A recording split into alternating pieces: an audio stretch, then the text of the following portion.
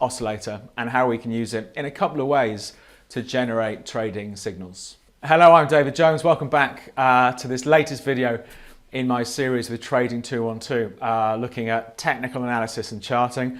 Last time around, we introduced the idea of oscillators, typically shown at the bottom of the chart, and give us overbought and oversold signals.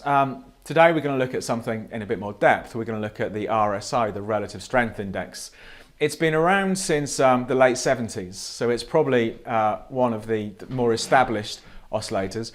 It's pretty simple, and I'm all in favour of keeping stuff simple, but there are a couple of ways we can use this to generate potential trading signals. So first of all, before we look at how it works in the real world, let's just go through the formula, how this thing is actually calculated. So for those of you who are fans of the maths, here's the calculation for the RSI. So the RSI is 100 minus 100 over 1 minus RS. So what is RS in this equation? Let me explain, because this is really at the core of the RSI. So RS is the average of X number of days up divided by the average of X number of days down.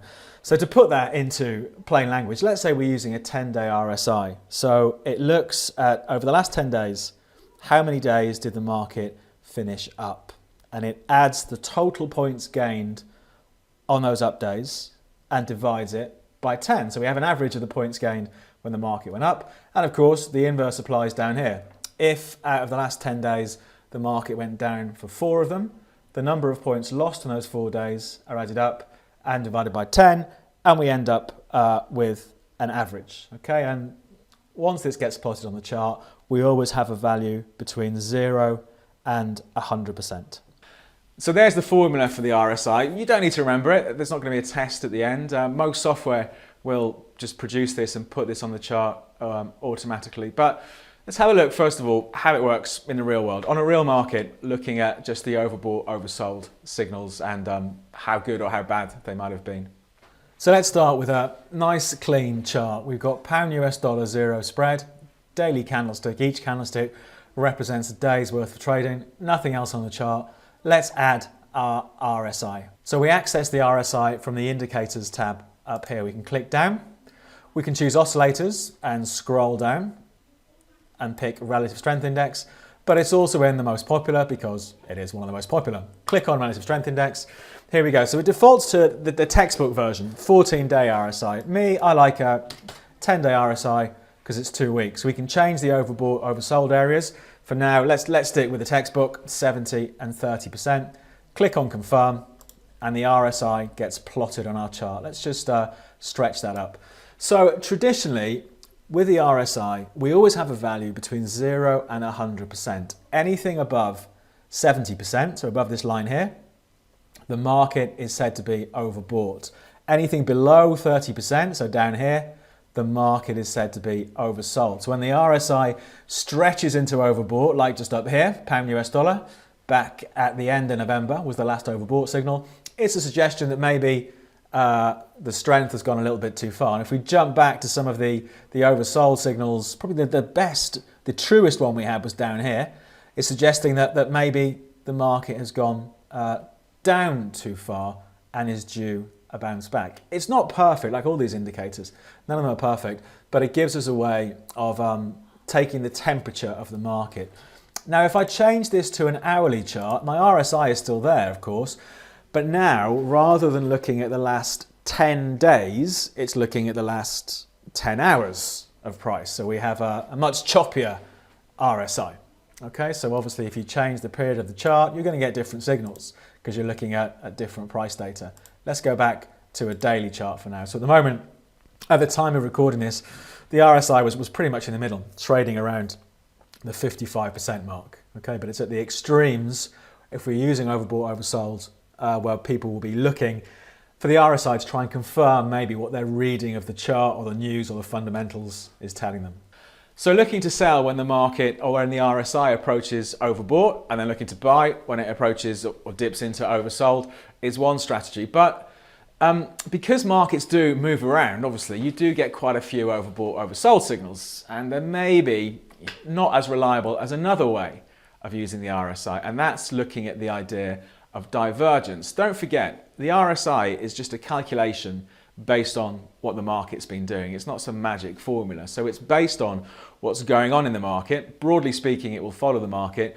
But when it doesn't follow the market, that's when we can get different signals. And this is divergence. So let's take a look at that again in the real world. I think this idea of divergence is a powerful one. Clearly, as markets move around, we are going to get overbought, oversold signals. It's the nature of market volatility. But these divergence signals are a lot less common, so arguably a bit more reliable.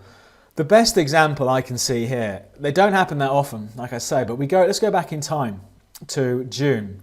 So you can see this is pound US dollar again. The market slips lower, rallies, but slips lower again. Okay, so we've got lower lows. But look at what the RSI is doing.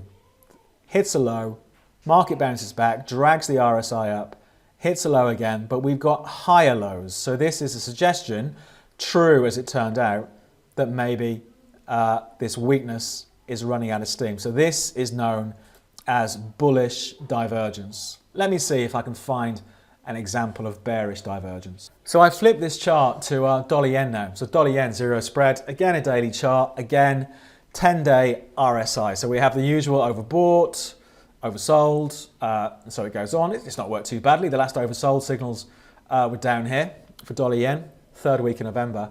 But what I'm looking for is bearish divergence, where the market has pushed to a high, pushes a little bit higher.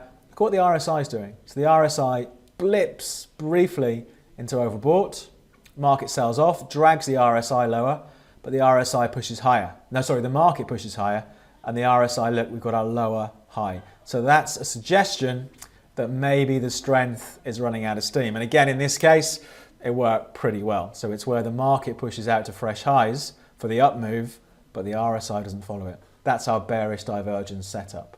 So there's bullish and bearish divergence.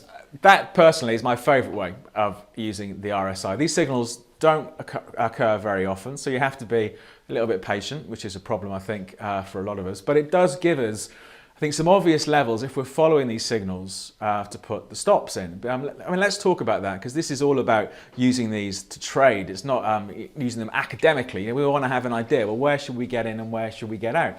And I think the good thing with the divergence, if we look at bullish divergence, we have two higher lows. So if we're buying, because there's bullish divergence, we have two obvious levels to place our stop loss beyond. Because by definition, if the divergence is going to work out, bullish divergence, the market shouldn't take out that prior extreme low. So we have a very sensible point, I think, to place the stop loss. So potential low risk, but a potential high reward trade.